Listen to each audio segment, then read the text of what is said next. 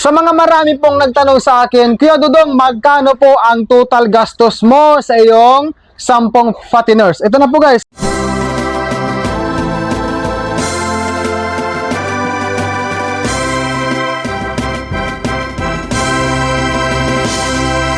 At ang grower feeds naman ay pambihirang baboy ito. Pumasok kayo sa silong.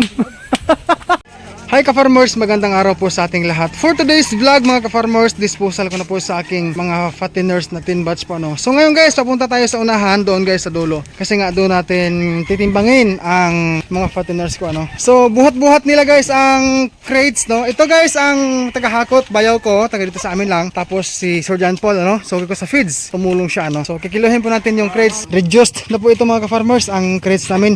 Dating dating 37.5 kilo. Set to zero. Set natin guys ang kilohan, ayan.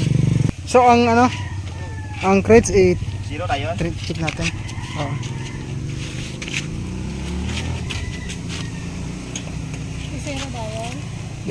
Hindi lang. Ibuhin na lang karon. Ayan mga ka-farmers, 31 and half.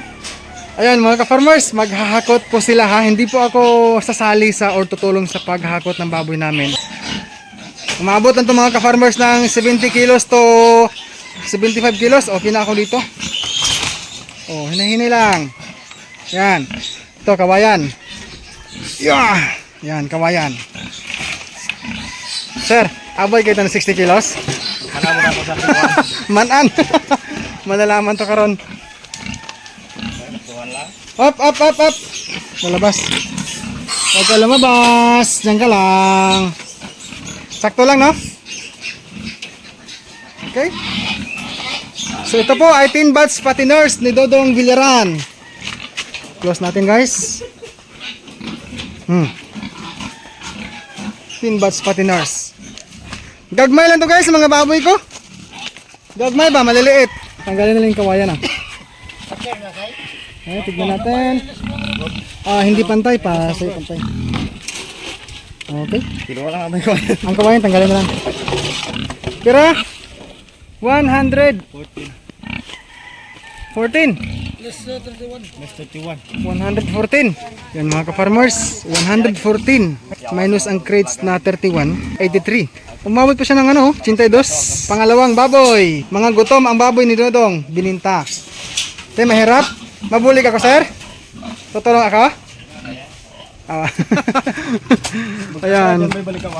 Pangalawang baboy mga ka-farmers. Diniretso na lang ang ang kilo. In-adjust na sa bigat sa crates. Para diretso na ang record.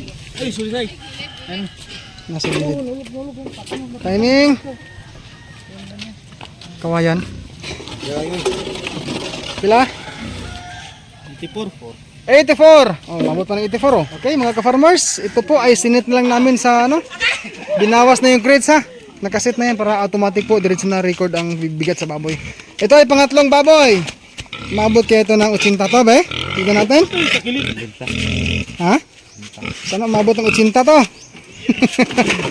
Medyo hindi balance. Forward, please. Pantay dapat, pantay. Yun. Be? Tira? Kawayan? 8. Ilang? 89. 89. Ayun, oy, salamat Lord, umabot ka ng 89. 89 na po mga ka-farmers ha. Ayan, pangatlong baboy po mga ka-farmers. Ilan na? 4 na? So dyan pala. Malakas din to eh. Yan, ito. Check natin. Ang estimate ko mga ka-farmers, mga 70 to 75. Pero sana lumampas. Ilan? 74. Ayan, 74. Ay, 23. 73 kilos. Ang bunso yata ito eh. Hi guys. Puntahan natin sila guys, si Bayaw at si Sir John Paul. Oh, kumusta kayo dyan? Yan. Ginagamitan po na sa ako mga ka-farmers kasi nga para hindi makalaban or hindi mag-against or kukontra ang baboy sa paghuli sa kanya. Hey guys, Happy farming mga kababayan! Kopya! Yan. Gagmay guys, mga baboy ko. No? Gagmay is maliliit pa. Pero sabi ng buyer guys, sabi niya, ang timbang daw sa baboy ko, na base sa edad, sa pag-alaga kung mula pagbili, 2 months and 28 days. 27 days, I mean, sorry. Sige, sige. Okay na daw, ang bigat, sabi niya. Sabi ng buyer. Ako lang guys ha. Yan, puntahan natin mga ka-farmers.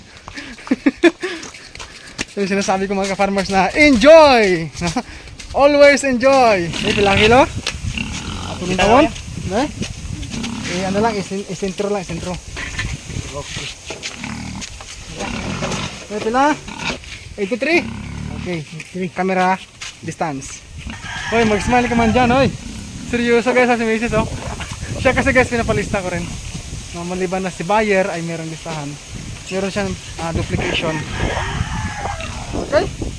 So, bago tayo guys mag-end sa video na ito, advance po ako mag-thank you sa inyong lahat ha, sa pagsama niyo sa akin, sa inyong suporta sa akin. Sa kabila po ng mga simple videos at sa mga munting idea ni Dudong Biliran po nahandog ko sa mga beginners. Sa mga sport dyan, mabuhay po kayo. Ano ka mo? Tubig? Nawahaw ka? Sige, librehin kita. Ano? Okay. Bigyan kita tubig, din na lang. Pambihirang buhay mga farmers ko tayo tubig ha. Yan, may tubig dito, dalawa. Yan. Oh, rest mo na. Yaw. Drink water mo na. Oh. Hingi ng tubig si Sir Paul. Kumaga mahulog. Then, amura ang gamay. Yung guys, mga ka-farmers, yung sinasabi nila, advance silang nag-analyze o nag-estimate. Dalawang baboy daw po ang mababa sa 80. Pungko na umuupo na guys. Yan. Medyo dako-dako to no? Malaki-laki rin to. So ibig sabihin Sir Paul, yung crates na pag-reduce natin, okay ang size. Pang fattening, tsaka gelt. Inahin at barako hindi pwede. Ako na magsarado sa gate. Sakto lang Saktuan na lang. Oo. Baboy. Sakto lang talaga. Yan. Disposal time! Happy farming! Kumusta kayo dyan mga kababayan? Ang inyo pong mga alagang baboy dyan, kumusta? Sila ngayon guys na naghakot Nan. Substitution! Be, atong lang taon kung pilain ni ka kilo nga baboy na Itadlong lang palihog Atong, tapos kuha ng kilohan. Pila kilo? Be? 88 kilos. Ay, thank you Lord. Anong tagbong man? Mabigat lang, mabigat. Mabigat? Tagbong karaya? Okay. Kita mo sa baywang Sa pigi. Yun. Binta mo sa mga kapit niya, hindi na ayaw ko. Meron nga. Actually, may gusto nga bumili. Malaki yung baywang. Amo kidali na lagas ka mga bay. Ito, mga ganito. Ito lang kasi babawian. Malaman, Guys, Ang ganda ng puwit niya. Bakal ya sa mga bay. Baya kita mo yung sa alkansya na baboy. Parang ganyan, no? Pork barrel. Oo. Pork barrel, boss. Malaman, Tumabis dudong guys, kaya may dumadaan ng mga kababayan natin. Mga borders. Ayun. Saka mo may kita. Oo nga, maano yung kataan niya, Malaki. Malaman, Malaki pa yung balikat. Oo. Pambihirang baboy ito. Pumasok kayo sa silong. Hindi lang pagka habas kaya basi madagang kalog. Ito na mga ka-farmers. Pangilan to? Pampito na? Sige. Bunso to, bunso. Ito yung guys ang nag-scouring dati. Pagbili ko, sa babuyan pa lang, matindi ang scouring. Binili ko pa rin. Ginamot ko lang siya. Ngayon, tignan natin kung ilang pong kilo ang abutin niya. Tignan natin. Hindi pantay. I-fix palihog. Yan. Tanawon tabala kung pila ka kilo? 71 ba 71. Okay. Ay, thank you. Umabot pa ng 71. Lumagpas, guys. Gutom na yan Pang ilan na yan? 8? Pang 8 na yan? Guys, Sir Paul, ito yung sinasabi na pahinga tayo. Yung tubig mo. Saan? Pinatulong ko siya mga ka-farmers paghakot. Kasi wala na siyang ginagawa pa sa ngayon eh. Pang-8 baboy. Pantay, kawayan, tanggalin pa kung sayo. Be? 86. Ilang kilo? Magalaw siya. 86 kilos. Okay na yan. Okay guys, ulitin ko lang ha. Yan na po mismo ang timbang sa baboy kasi yung crates ay 31 kilos. Talagang sinit na doon. Ayan guys oh, kita ko ha. Nakaset na po yan. Oh, naka-tire. Pang ilan na to? Pang siyam. Oh, isa na lang ang naiwan doon sa kulungan ko. Ayan, ilang kilo kaya ito? Mahaba to. Sana lumagpas ng 85. Tabingi. Move right please. Yan. So, ayan. 86. Oh, pareho sila sa isa. Woo! Thank you Lord, umabot din ng ganyang kilo ang 2 months and 27 days ko na pag-alaga. Farmers, yan o. 86 kilos, ayan. Gamay-gamay lang siya, no? Liit-liit lang, pero ganyan po siya. Gutom yan ha. Wala pong kain at walang yung tubig. Nauhaw na ngayon mga baboy na yun eh. Farmers, tutulong po ako ngayon sa paghakot sa isang baboy na natitira po doon sa aking baboyan. Ito po ay pang 10 na ano. Whew! Ako po ay masaya lang kasi nga sa kabila po ng lahat, sa kabila po ng hirap, pagod, antok, puyat, no? Pressure talagang nandun, no? Naranasan natin yan bilang hog raiser. Pero okay lang kasi sa blessing ni Lord ay disposal period na ngayon. Ako pasaan na. Matry ko guys, pasaan panghuli. Pang 10 na ito eh. Uy, gamay na masangit pa. Sige lang sir. Ito lang. Kaya mo. Oh, kaya ko ah. Pag di kaya guys, magreklamo nila ako. Jakaw, yaw. Ha? Jakaw. Bugat dira. Bugat dira mo. Oh, sige. Balik kawang na yun. Okay. Yan. Woo! Inhale. Yan na ha. Ready? 1, 2. Okay. Woo! Happy farming. Happy farming. Woo! Eso? Sus talaga. Amo yang ginasiling guys. Na happy everyday. Pasensya na ha, medyo malikot ang camera ngayon kasi nagtatrabaho si Dodong sa aking magiging backyard racer habang nagkakamera. Pero okay lang. Guys, thank you ha sa inyong lahat. Okay. Okay.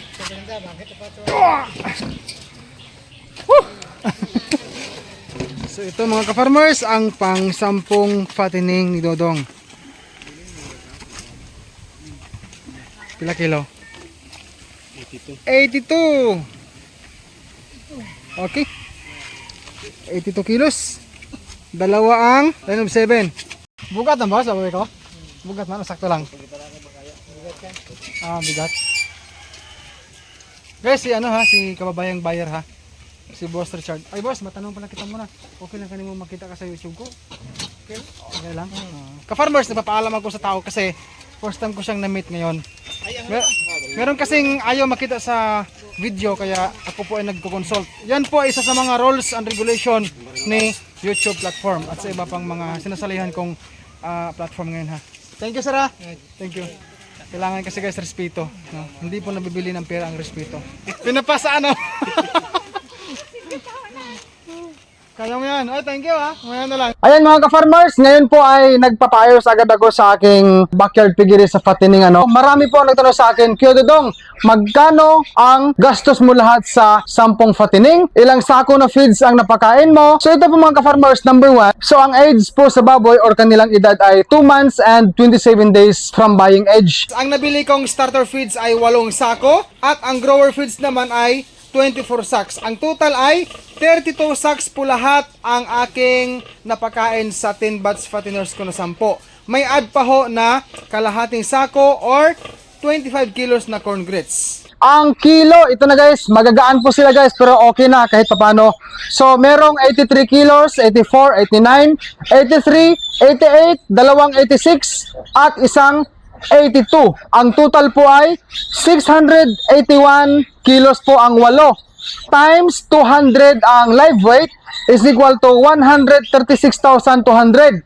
So ang dalawang baboy po na bumaba po sa good size na sinasabi yung 80 kilos, dalawa po ang baboy, 73 and 71. Ito po yung guys ang bunso at ang sinundan ng bunso na matinding scouring ang kanila pong dinanas noon, no? Pero kahit pa paano, nagawan ko ng paraan, nagamot natin, umabot pa rin sila ng 73 at 71 kilos. Ang sum or total ay 144 kilos times 190 na lang kasi nag-less 10 po. So, 144 kilos times 190 na live weight is equal to 27,360. So, 136,200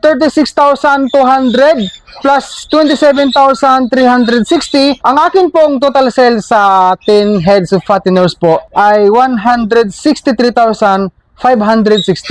Ang total gastos naman po ay 109,500, no? Yan po ang kabuoang gastos. Mga ka-farmers, bago tayo mag-end sa video na ito, ang mga baboy ko dito guys ay kasama ko pa rin po ang King's Vita Plus Animal Feed Supplement. Ito po ay mabibili sa mga agri-vet supply sa inyong lugar. Kung hindi po ito available sa inyong lugar, meron pong link sa description, ang KBM Agri-Vet Lines. Pwede po kayong mag-direct order sa kanila. Or pwede kayong mag-text or tumawag sa kanilang cellphone number 0917-795-0220. Available po mga ka-farmers ang COD or cash on delivery. Maraming salamat po sa inyong lahat sa pagtangkilik nyo sa aking mga simple videos here. Mabuhay po kayo mga ka-farmers. Ang masasabi ko lamang po, huwag po tayong mawawala ng pag-asa mga beginners, no? Anumang mga trials, anumang mga pagsubok at mga problemang dumarating sa ating buhay, mga pasanin na nasa ating balikat, magtiwala lang po tayo sa ating Panginoong Diyos, no? God will never leave us anytime. Pwede niya tayong bigyan or gawa ng miracle sa ating buhay. Once again, maraming salamat sa inyong suporta. God bless us all and peace out everyone.